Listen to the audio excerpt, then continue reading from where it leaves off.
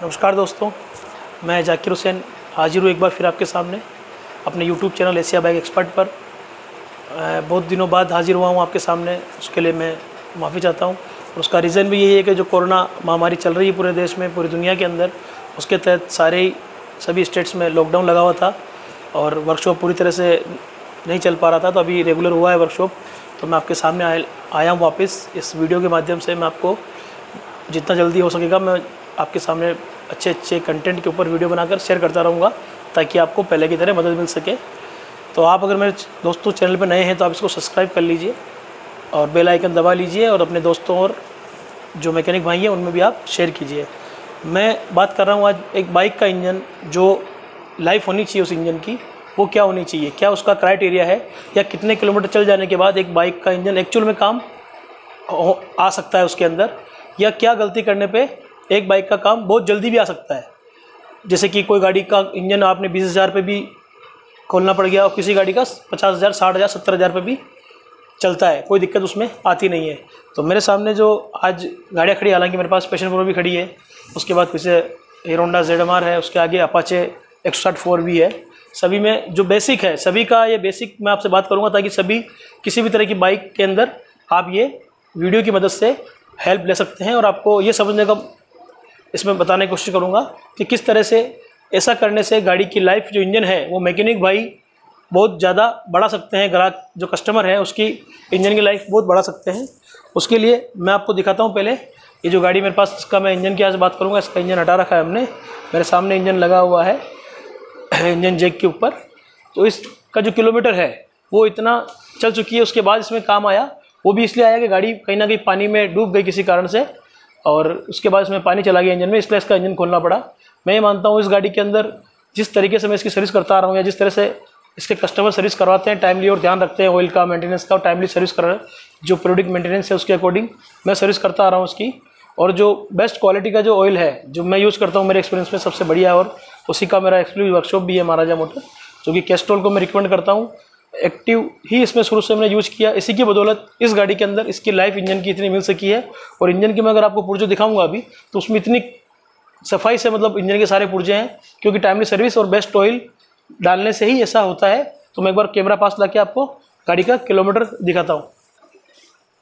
ये गाड़ी है दोस्तों, इसका जो किलोमीटर है वो आप देखिए 64,209।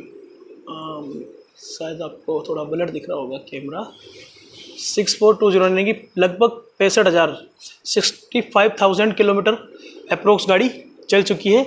उसके बाद इस गाड़ी के इंजन के अंदर जो नौबत आई इंजन की, वो मैंने बताया कि इंजन खोलना पड़ा पानी चला जाने की वजह से। और जो भी काम होता है उसके अंदर, connecting piston, clutch plate, timing चेनों को सारा कुछ चेक किए हैं। जो भी पार्ट ख़राब है उनको अपन बदल रहे हैं ओरिजिनल से। लेकिन आपकी इंजन की जो अंदर की जो क्रैंकेस की आप कंडीशन देखेंगे तो बिल्कुल आपको ऐसा लगेगा कि नया इंजन है, बिल्कुल आज ही बना असेंबल हुआ, जबकि लगभग गाड़ी 8 से 9 साल से भी ज़्यादा पुरानी है। और इसके बाद भी इस गाड़ी के इंजन की खोलने की नई नौबत आई। उसका रीज़न ये है कि इसके अंदर एक तो टाइमली सर्विस कस्टमर ने करवाई, दूसरा जो बेस्ट तरीका होता है, थोड़ी दोस्तों मेहनत तो होती है, टाइम भी लगता है, बट कुछ काम आप मैकेनिक भाई करते हैं इंजन में, तो कस्टमर का उसमें बहुत बेनिफिट है। जैसे कि ये आपको मैं दिखा रहा हूँ बैलेंस हाथ में, ये दिखने में तो एक इंजन का अंदर का पुर्जा है, जो कि क्लच कवर साइड में लगा होता है, क्लच कवर साइड में लगा होता है, लेकिन यहाँ पर इस तरह से ये असेंबल किया रहता है इंजन के ऊपर। लेकिन इसका जो नाम है वो है ये एक्चुअली काम तो करता है सेंट्रीफ्यूगली फोर्स के ऊपर। सेंट्रीफ्यूगली फोर्स का मतलब ये है दोस्तों कि जब भी कोई चीज़ बहुत तेज़ गति से घूम रही है, क्रैंक के ऊपर लगा होता है, इस तरह से क्रैंक के ऊपर लगाया होता है इसको, और ये बहुत तेज़ी से घूमता रहता है। और जब भी ये जो पार्ट मेरे हाथ में है, बहुत सारे मैकेनिक भाई इसको इंजन बैलेंस बोलते हैं, इंजन बैलेंसर बोलते हैं, क्योंकि ये यहाँ लगता है क्रैंक में। तो किसी को लगता है भाई इस साइड तो मैग्नेटो असेंबली आ गई, इधर कुछ खाली है, तो कंपनी ने इसको बैलेंस करने के लिए इधर एक वेट लगा दिया, ताकि क्रैंक आउट ना हो, टेढ़ी घूमे। एक्चुअल में इसका काम बैलेंस नहीं है, आप अमूमन भाषा उसको बैलेंस बोलते हैं, बैलेंस बनाने का काम इसका नहीं है। एक्चुअली इसका पर्पज़ है इंजन क्रैंक शाफ्ट के अंदर जो ऑयल सप्लाई होता है, ऑयल पंप के थ्रू जो क्रैंक शाफ्ट में ऑयल सप्लाई होता है, सम्प से लेके जो इसमें असेंबल करते हैं अपन, पार्ट को, उसके बाद ऊपर एक इस तरह से केप लगी होती है, और यहाँ पे जो कवर क्लच है उस कवर क्लच का ये वाला जो हिस्सा है, ये वाला हिस्सा जाके इस प्लेट में इस तरह से फिक्स होता है। इस तरह से देख लीजिए आप, ये फिक्स होता है। और यहाँ पर ऑयल गैलरी बनी होती है इस जगह पे। इस ऑयल गैलरी से ऑयल पंप क्रैंकेस के थ्रू, ये वाला जो क्रैंकेस की जो गैलरी है, इस ऑयल गैलरी से इस ऑयल पंप में प्रेशर आता है, और इसके सामने कवर क्लच लगा होता है। कवर क्लच में यहाँ पर एक प्रेशर यहाँ बनता है और दूसरा ऑयल पंप यहाँ सप्लाई देता है, जो कि सीधा इस रोटर प्लेट के ऊपर जो कैप लगी है, इसकी कैप के सेंटर में ऑयल सील के थ्रू यहाँ पर ऑयल दिया जाता है। ये दिया जाता है क्रैंक को, बेसिकली बिग एंड जो क्रैंक शाफ्ट है उसका जो बिग एंड है, यानी कि बड़ा वाला जो हिस्सा है उसको बिग एंड बोलते हैं भाषा में, और छोटा वाला जो हिस्सा है इसको स्मॉल एंड कहा जाता है। तो बिग एंड के अंदर जो बेरिंग चलता है, इसमें मिनरल बेरिंग होता है अंदर, उसको प्रॉपर्ली लुब्रिकेशन मिलता रहे, क्योंकि जब भी गाड़ी स्टार्ट करेंगे, आप स्टार्ट नहीं करेंगे, किक भी करेंगे, तब भी क्रैंक अपना काम करना चालू कर देती है।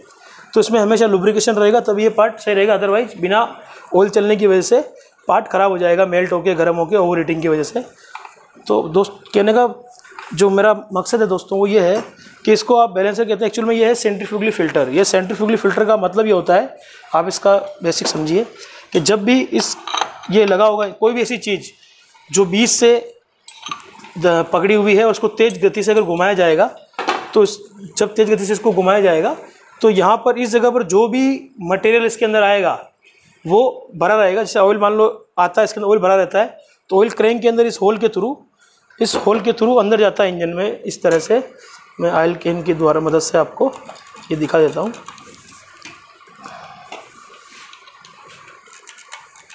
ये देखिए, इस तरह से ये ऑयल जब भी आएगा, यहाँ पर ये क्रैंक का जो ये वाला हिस्सा है बिग एंड, यहाँ पर देखिए मैं ऑयल डाल रहा हूँ ऊपर से, और ये यहाँ से ऑयल जा रहा था। ये ऑयल सीधा कनेक्टिंग पिन को लुब्रिकेशन करने के बाद इस जो पिस्टन वाला नीचे का जो हिस्सा होता है, पिस्टन के लोअर साइड का जो हिस्सा होता है, उसमें भी कुछ ऑयल की बूंद देखिए, उसको लुब्रिकेशन देता है सिलेंडर वॉल के थ्रू। इस बैलेंस को आप जब भी खोलते हैं, अगर आपने टाइमली सर्विस नहीं कराई गाड़ी की, या इसके अंदर जो सेंट्रीफ्यूगली फोर्स है उसमें क्या होता है, जब कोई भी ऑयल तो उसमें चला जाएगा, उसके बाद उस ऑयल के साथ जो भी एमरी आपकी बनती है क्लच प्लेट के थ्रू, या क्लच प्लेट ख़राब हो जाने के बाद जो एमरी बनती है इंजन के कुछ चलने के बाद, नॉर्मल जो वियर एंड टियर होता है इंजन का, उसका जो एमरी पार्टिकल होते हैं वो सारे ऑयल में मिक्स होकर कहीं ना कहीं यहाँ पर आते हैं ऑयल के साथ जब सप्लाई करने के लिए।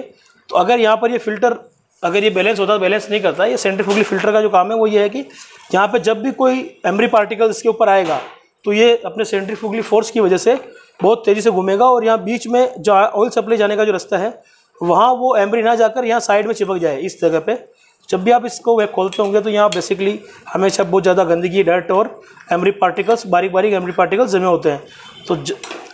तो मैं आपको दिखाता हूँ, शायद इसमें भी कुछ, देखो कितना ही साफ़ करने के बाद भी इसमें कुछ एमरी पार्टिकल्स अभी भी लगे हुए हैं, क्योंकि ये सेंट्रीफ्यूगली बहुत तेज़ फोर्स से बाहर की तरफ भेजता है, और इसके बीच में जो क्रैंक वाला जो हिस्सा है, जहाँ क्रैंक के अंदर जो मेन इसका बिग एंड काम करता है, उस मिनरल बेरिंग पे ये डस्ट और गंदगी ना जाए इस तरह की, तो उसके लिए ये देखिए इस तरह से इसको किया जाता है। अब मैं आपको दिखाता हूँ कि इसमें कैसे ये होता है। अब इसमें जब चूँकि आप यहाँ गैसकेट लगा हुआ और बीच में गोल सील लगी हुई है, अगर यहाँ इतना प्रेशर आएगा ऑयल का तो वो कहाँ जाएगा, ये गैसकेट लीक कर देगा या तो या ऑयल सील लीक कर देगा। तो ऐसा नहीं है दोस्तों, इसके लिए मैं आपको दिखाता हूँ। उसमें एक बहुत बारीक सा होल किया होता है कंपनी ने, एक बहुत बारीक सा होल आपको शायद मैं दिखा पाऊँ। ये इस जगह देखिए आप, एक बहुत बारीक सा एक होल किया है।